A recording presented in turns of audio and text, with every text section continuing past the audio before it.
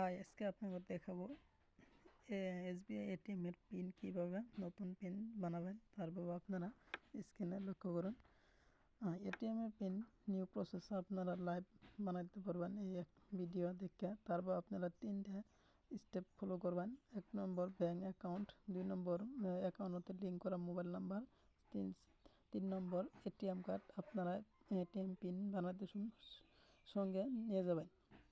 তারপরে চলুন আরম্ভ করি। তারপরে আমি এটিএমে পৌঁছলাম। এটিএমে আওয়ার পরে আপনার এটিএম কার্ডটা এটিএমের মেশিনে এইভাবে দিবেন।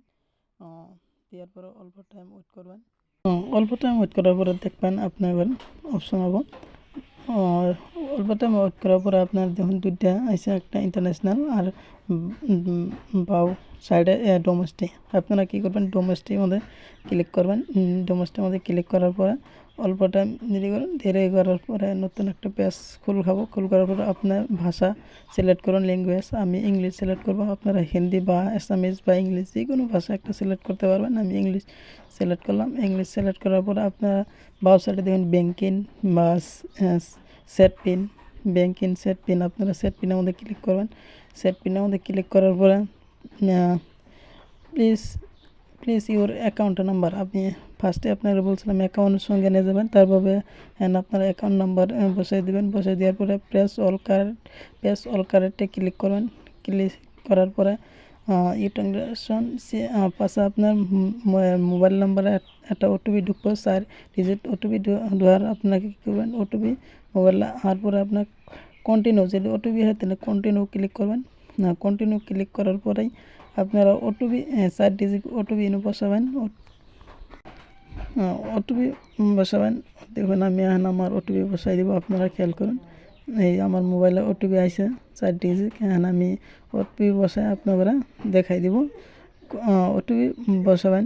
দেখুন এইভাবে আপনার ওটিপি নাম্বার বা লেটার আসতে পারে। আমি ওটিপি হয় কন্টিনিউ মধ্যে ক্লিক করলাম।